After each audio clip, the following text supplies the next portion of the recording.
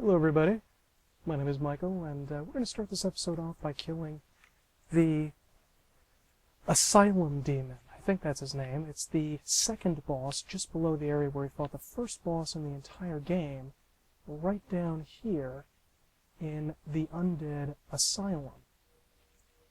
However, before we do that, just want to show you, take a look at this. What is up there? What is that? This is the first time I've ever noticing this. What are those things? Statues, I guess? Or what statues of what? I can't really make them out. That's weird. Maybe somebody who has the PC version and has like clipped through the game or something has been all the way over there to check out what those are. Maybe they're more of those dog-like statues from over there. But anyway, I have the Black Knight Shield because it is 95% resistant to fire, and I have the Great Scythe plus 14 because it has bleed damage, and this enemy, believe it or not, is great against combustion. Now this next boss is actually quite difficult because he is just a really, really tough bastard in a tiny enclosed space, sort of like the Capra Demon, except he has this enormously powerful fire attack that hits you in this tiny enclosed area, and it is very difficult to do anything about. So we're going to head down there, and to fight this boss, you just need to walk across this little area, and it's going to break. We're immediately going to flip backwards and use an Estus Blast because we take damage if we fall, and then start fighting this guy.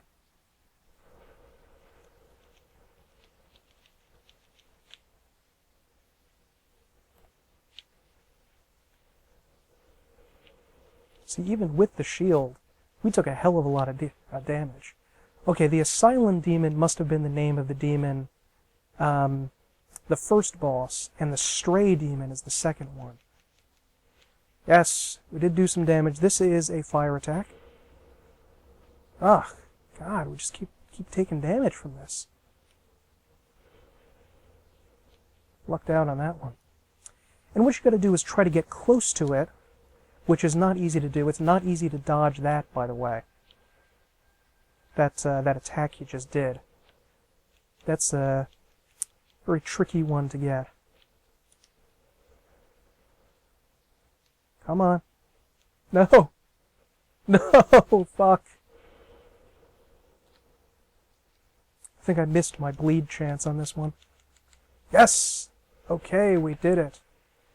Now what's the point to coming down and doing this one? Well, aside from getting a few souls, we can get our first Titanite slab. Let's see if it says anything about this. Legendary slabs are the heirlooms of the nameless blacksmith deity who forged the weapons of other gods.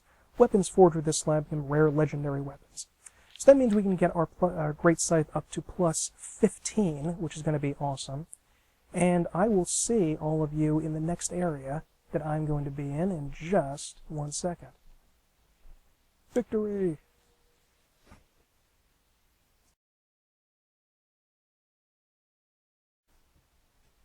Okay, I'm back here in beautiful Anne Orlando, and before we continue, before I forget, I want to show you this little baby that I got here. It is called the Ring of Fog, and it makes you kind of invisible. It looks especially cool in the light here. You really just can't be seen. I mean, it's really, really cool. I love this. It makes it kind of look, if you wanted to make maybe cosplay as the Predator or something, but it's not really the claws. I mean, you can get the claws, I suppose, and it looks okay, but it's not great. You get that by trading in your Skull Lantern to Snuggly the Crow in the Undead Asylum. We're here in Anne Orlando because we're going to be doing the Duke's Archives. I don't know how long this episode is going to be. It might stretch into a two-parter because this is kind of a long process that you have to go through to do this. There's a lot of stuff to do. There's Lebowski, there's a lot of ins, a lot of outs, all kinds of stuff. But first, this is where the Golden Fog Gate was, and now we can see there are boars. Remember, in the undead parish, look at him go to the left there. He knows that people are going to try to use a ranged attack to try to hit him, and he's trying to bait us to go down there, and as soon as we go a little bit down, he's going to turn around and charge down at us. I love the AI in this game. There he is. And remember that in... Oh, ooh, he's getting kind of smart, isn't he? Remember that in the Undead Parish, we found both the Channeler, which is going to be in this area, and the undead... Not undead, some kind of weird metal boar creature. I mean, I guess it's undead. It doesn't respawn, so maybe it's not undead then. This guy and the one just after it, because there's a second one immediately after this, do not respawn in this game, so there's only 3 of them. And just take him out like this, you know? It's just super easy. Even with my weapon, I'm not getting very much more damage. I'm in the 22 here. I'm getting late 30s with my weapon. We're going to do the same thing to the next one. If you want to try to get a helmet that looks like that boar head, which is a pretty bizarre, silly helmet that's very, very heavy and I'm not crazy about, then you can just go ahead and put on the covetous Serpent ring, because you really only have, I guess only 3 shots in the entire game to get it. Speaking of covetous Serpent, in another episode in the... embarrassingly, in the Tomb of the Giants, I mentioned going to get the covetous silver serpent ring, and then I totally forgot about mentioning it, because I was attacked by those dogs, and I completely forgot to talk about it. And I'll talk about it quickly now. The serpent is an imperfect dragon and symbol of the undead. Its habit of devouring prey, even larger than itself, has led to an association with gluttony. And if you put on this ring, you get extra souls for every person you kill. You get extra souls. It's not useful in the slightest, because it's just kinda... The amount extra that you get is so minute that if you were farming anyway, you're going to be farming people that give you a fair amount of souls, especially by the time you get to the Tomb of the Giants. You're probably good enough to go to an area like the Sentinels in Anne Orlando to really get you something to farm. Just going to run past this guy here. So it's not a useful item, but in terms of lore, I think it is quite useful, because it says that servants are imperfect relations of dragons. Now, does that mean just in general, in mythology, serpents are sort of like dragons, especially in Eastern mythology, where dragons don't have, if you look at the Chinese New Year parades, the dragons don't actually have arms; they're just more like giant snakes. Or is it just something silly like that, or is it more, just like a little mythological thing, nod to that, or does it have a point? Is it to the lore of this game? Are they referencing the fact that Frampt and Cath are serpents, and perhaps that they are related to the dragons? What exactly is Frampt's motivation? Because I mentioned that he's a liar and a criminal a bunch of times, and he's trying to use us. Maybe he is somehow related to the dragons of old that were destroyed by Gwyn, and he's taking advantage of Gwyn's weakness to somehow use us to reignite an age of dragons, or at least, at the very least, destroy the age that Gwyn has made. Are they are the symbol of the undead, it said, which is very curious. So, did they create the undead? Are they trying deliberately to destroy this world? Why, what are these serpents doing exactly? Why are they the symbol of the undead? This is pretty ridiculous. I think this would be cool if you could do like a special attack with this helm that was like a charge with these tusks. I think that would be pretty cool. Does it say anything? Severed head of the fully armored fang boar taken by the one who killed it as proof of its victory, just as the gods once did with the head of the ancient dragon? What head of the ancient dragon? What are they talking about? I genuinely don't remember reading that before. I mean, what is that? Head of the ancient dragon? There's an ancient dragon in Dark Souls 2, not in this one. Who would be the ancient dragons, in general, the ancient dragons?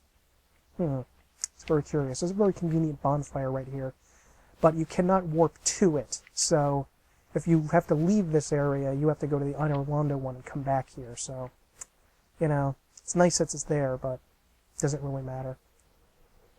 Now let's head up here, and we're going to encounter a new enemy that we have. Do not cast Homing Crystal Soul Mass on this, at the bottom of this, because it will go away as you climb up. The Crystal Hollow. And these crystal hollows, I didn't really understand at first that they were hollows, but they are just essentially, it may be a little bit too much to say that they're palette swaps, but they're essentially just the hollows. The red zombie guys that we've been fighting, you know, through most of the game, especially at the beginning, just like the ones we saw in the Undead Asylum, they're, you know, your basic hollow. And Seath has done something bizarre and has encrusted them with crystals for some reason. And these guys can be backstabbed and parried, by the way, but they love jumping attacks, I think deliberately to make it hard to parry these guys. But a backstab does good too. And you'll notice my weapon is not doing a tremendous amount of damage. I mean, against fleshy enemies, I was getting hundreds and hundreds of points of damage. But against these guys, I was getting very little, you know? Ooh, 247. That's an archer one. That guy's a little bit easier to fight. Ooh, shit.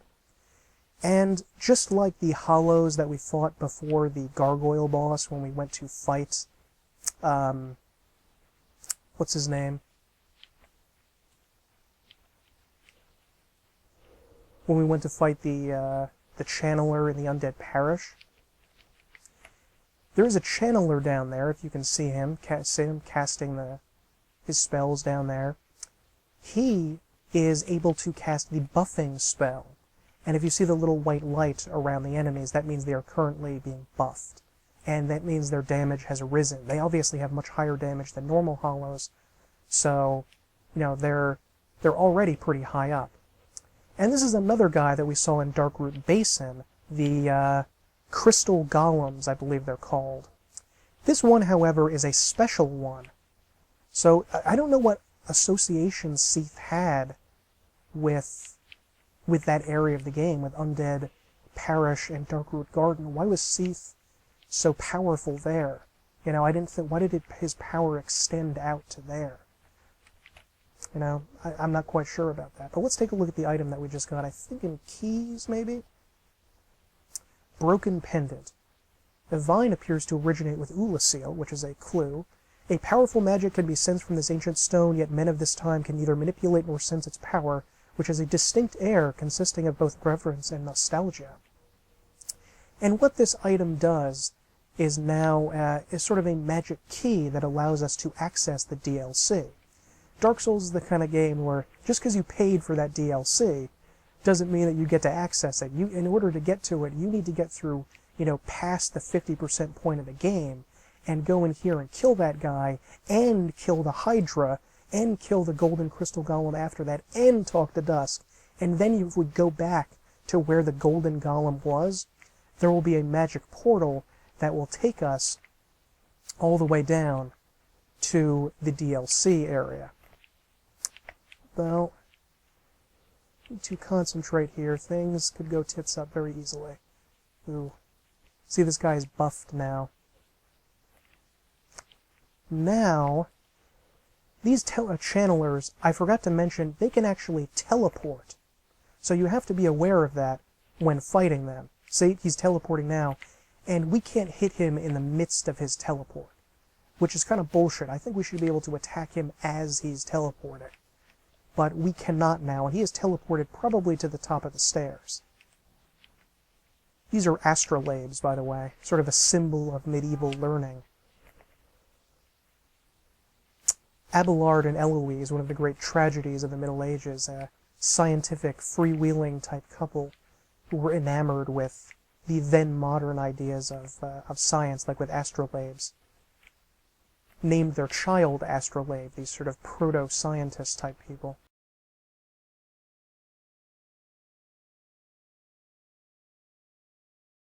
One hit, please. Yes. We have 2 archers here. And if they're buffed, these guys are much more serious enemies than they appear. Remember, the crystal guys are pretty serious anyway. What exactly was Seath trying to do here? I mean, what was the point of his experiments? Remember that Seath is known as Seath the Scaleless. Well, what does that mean? Well, Seath was an albino mutant, And he was born without scales, these stone scales that made the dragons look sort of not of this world. They literally looked like they were made out of stone, like they were statues. And for some reason, he was just an aberration, a mutant, a freak, who was born without these scales. And so he became sort of twisted, paranoid, lonely, the standard stereotypes about weird, unusual people that normal people have. Sort of like the creepy guy who betrays the Spartans in the movie 300. And he teamed up with Lord Gwyn and the other three lords, that being the Witch of Izalith, Gravelord Nito, and the Furtive Pygmy, who we have not talked about very much, and teamed up with them to destroy his own people. He hated his own race so much, and the fact that they were immortal and they had things that he did not have, that he became involved in their annihilation. And there's this amazing moment in the opening cutscene, which I recommend everybody watch again. You know, just Twinkling Titanite. Watch many, many times, because it's just so incredible, this cutscene. You see him standing on a pile of the dead bodies of his people as he's sort of crushing what looks like one of the scales in his bloody hands. His hands are covered in blood, sort of like Lady Macbeth's hands that are covered in blood that will not wash out. I think his hands are still covered in blood now. This guy right over here is a mimic, who I hope will not give me too much trouble. Don't bother doing this unless you're really good with the mimics, because this guy has nothing of value. He has the Crystal Knight Shield. And remember I talked about... Oh, wait a minute. Hold on. We'll have to talk about that in a second. The Crystal Knight Shield was just a regular Knight Shield, but with the crystal property added to it, which I talked about with Domhnall of Xena. And the crystal property is given to weaponry. We can actually make crystal weapons, or we will be able to soon once we get the Crystal Ember from this area, the Duke's Archives, and give it to the giant blacksmith, the one in Anor Londo. And this is the crystal one. I'll go over it again. That property I think is fairly useless because it raises base damage considerably, with the effect, with the penalty of reducing durability significantly and making the weapons unrepairable. Maybe this would be worthwhile if we reduced the durability and you could still repair them, but you can't. You know, and after it's officially broken, this crystal weapon is totally useless. It's just not a very useful item. And on the walls here, this whole area is just beautiful, from the tables that we could destroy, to the astrolabes on the ground, to the bookshelves, to the, you know, hundreds of thousands of books all around here. It's amazing. It's just an image. This really looks like the New York Public Library or something. Just a gigantic library. And it gives the image of Seath the Scaleless being a bit of a mad scientist who's researching things about the soul, and about the undead, and about immortality, which he is obsessed with. When he killed the dragons in the early days, at the start of the Age of the Gods, during the Great Destruction, the culling of the dragons by the gods, he stole something called the Gem of Immortality from them, from the dragons. What exactly is this Gem of Immortality? I don't exactly know, because we were told that the scales make the dragons immortal, but then we're saying they have a magic gem that makes them immortal. And I thought originally, oh, well, Seath must have used his researches to make this gem to make him immortal. And then I thought, wait a minute, that's not true. They say he stole this gem, don't they? So I don't know why is he, somebody made a joke, a really great animated video joking about all of this, and he said that, the dragons are double immortal because, they have the scales and they have the crystal, and yet they died or something. So I don't know what happened. Right down there is an item, one of the best items in the entire game, but it is also one of the most difficult to get items in the entire game. That is where Avelin the crossbow is, which I don't know if I'll be getting that on camera, because that is going to take multiple attempts in order to grab. It's very, very difficult to get. But anyway, Seath seemed to be using some sort of bizarre experiments to add crystal, which may be sort of like the gem of, sort of like the scales of immortality to hollows, but hollows are already sort of immortal anyway. So I don't know why he would be trying to do that. It's possible that he's just crazy. Although maybe there's some rhyme to, some reason to what he's doing, some sort of rhyme to his reason about all this. I don't know. Look at the walls are covered in crystal. I love the way the light reflects off them. And there's I was going to say an NPC invader, but that's not quite right. He's just a guy in crystal stuff. And as far as I know, no one knows who the hell this guy is. And we get his armor later on in all of this. I have no flippin' idea who the hell this guy is. I don't. I don't know who that character is. You know, it's a complete mystery to me. There's also a crystal lizard up here. We're going to try to take him out, but I'll just come back and get him later if I miss him. Because I don't think the scythe is terribly good for getting these guys. I don't know what it is, but there's something about the moveset that's not great for it. And we got him. And look at all the crystal here. It's like the walls are turning into crystal. He's obsessed with this somehow. Now we're going to go into this room here, but before we do, it is vital that you bring along a rare ring of sacrifice. If you look at this, it says, mystical ring created in a sacrificial rite of Velka, the goddess of sin. The magenta-shaded ring is especially rare. So why were the rings of sacrifice created by Velka? That's an interesting question. Somebody asked Body Video that. I want to know if he has a theory. But anyway, I don't have a theory on that. The reason we're putting on this rare ring of sacrifice is because this is one of those bosses in a game that are getting increasingly rare, but because Dark Souls is much more like an older-fashioned game, we still see every now and again the boss that you are supposed to lose at.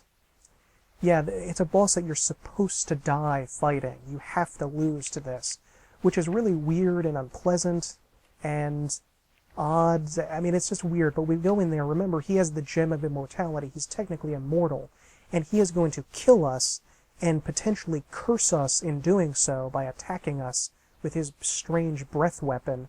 It sounds like I'm in D&D, a breath weapon, like a crystal breath weapon. And when he does that, he may curse us, and then we will show up, not back at the bonfire we left.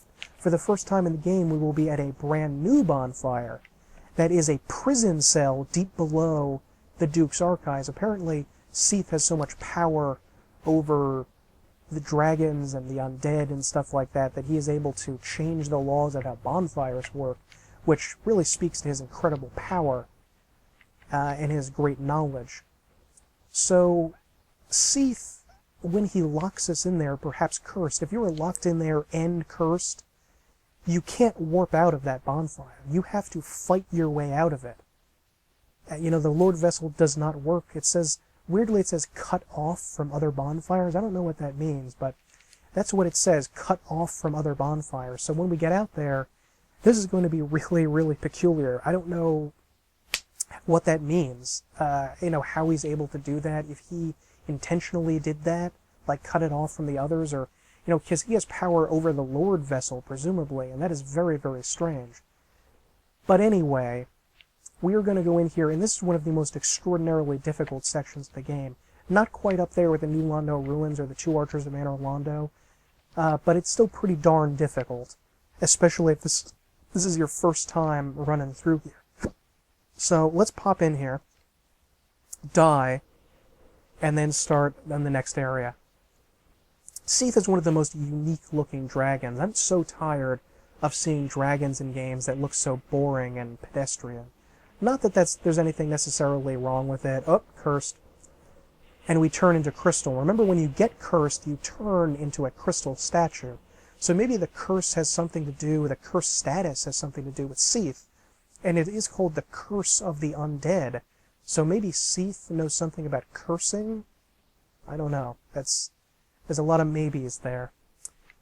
And the rare ring of sacrifice shattered. Make sure after you do this, you put back on your ring. Because a bunch of times I've gone in here, used the rare ring of sacrifice, totally forgot to put the ring back on. Just completely forgot it. This is a bonfire that I tend to like to toast up pretty high. Whoops, did not mean to do that. I usually toast this up to +4. Which I'm going to do now. And I'm just about ended up at about half an hour here in this episode. So with the stray demon at the beginning, I think that'll be about a half an hour, or roughly that.